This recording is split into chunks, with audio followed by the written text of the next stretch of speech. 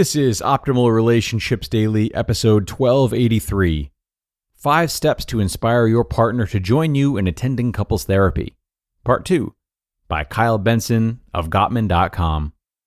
Hello, everybody, and welcome back to ORD, the show that's all about improving your relationships, with me, your host and narrator, Greg Audino.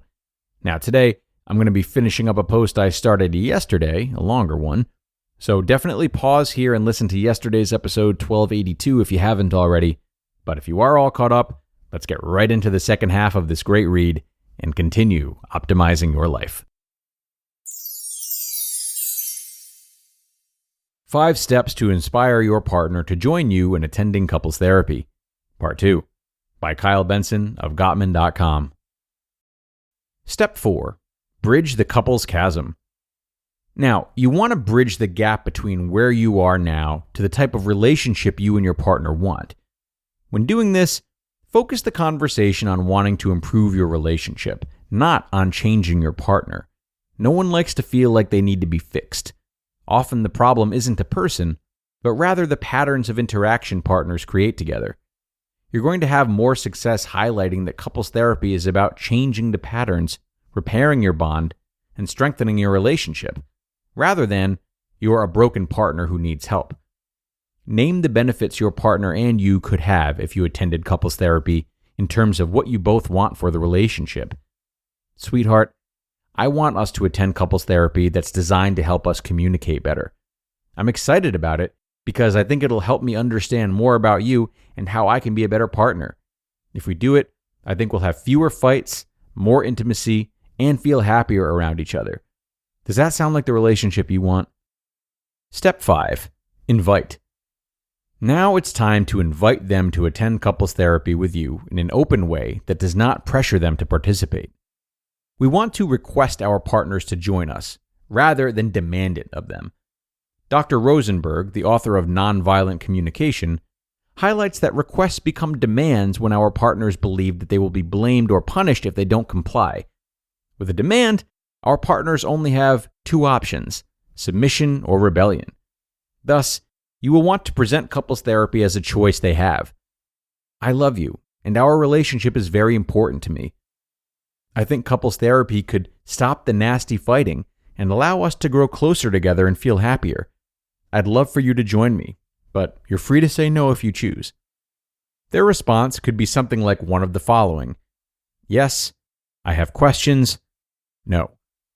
If yes, give them a kiss and say, I'm committed to being a better partner so we can create more of what you're looking for in our relationship.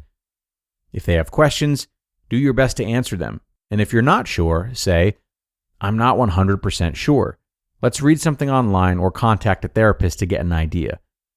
If their response is no, don't take your disappointment out on them. Instead, say, thank you for having an honest conversation with me. This will shock them because they will be anticipating punishment and pressure. Navigating no. If your partner says no, make it clear to them that you respect their choice and want to understand why. Would you be willing to share why you're choosing not to do couples therapy? I think it'd really help, and maybe you don't. So can you explain, please? Do your best to address their concerns openly and honestly without pressuring them.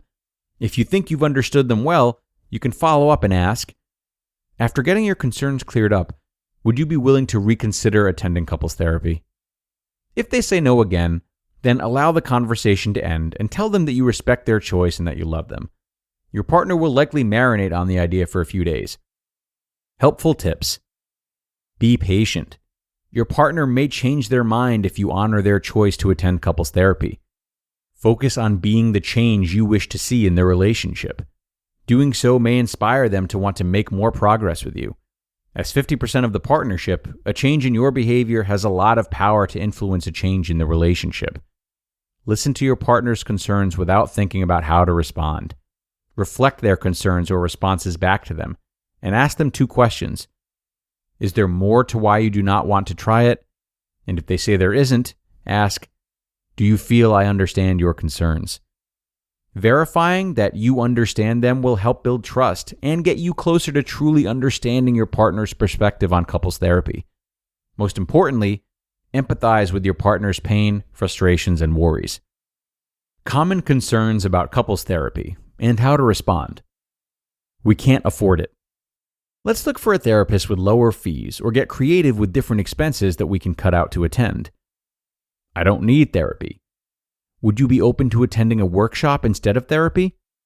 If you attend a workshop and the skills learned still are not being implemented by you and your partner, it's a great segue into bringing up private couples therapy for personalized guidance. The therapist and you will team up on me. That's not true.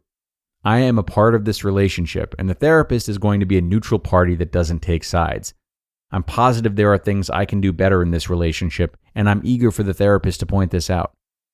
Remember, you want your partner to feel like they are part of this decision, not being thrust into a decision without a say. Couples therapy is incredibly helpful, and most therapists are willing to answer any questions or concerns you and your partner might have about the beginning of the process.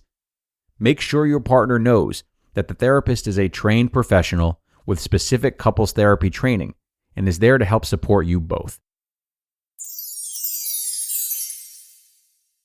You just listened to part 2 of the post titled 5 Steps to Inspire Your Partner to Join You in Attending Couples Therapy by Kyle Benson of Gottman.com. No matter what stage of life you're at, your wellness journey never ends, which means it's important to stay aware of and take the right vitamins. And helping you to do that is our sponsor, Care Of. Care Of is a subscription service that ships high-quality, personalized vitamins, supplements, and powders conveniently to your door every month. Just take a short, in-depth quiz about your health goals and lifestyle and get personally tailored recommendations based on your answers. You can stick with what Care Of recommends, or you can change up your pack at any time by retaking the quiz as your health needs change. And I found the quiz did a really wonderful job of asking about a whole range of health goals, be it muscle building, focus, energy, hair, circulation, and way more. So it was cool to learn about and be sent different vitamins that I had no idea could help me in such a wide variety of ways. And I recommend you do the same, everyone. For 50% off your first Care Of order, go to takecareof.com and enter code ORD50. For 50% off your first Care Of order, go to takecareof.com and enter code ORD50. So, an awesome finish to today's article from Kyle. I really love all the open-ended conversation he's encouraging and guiding us on how to do.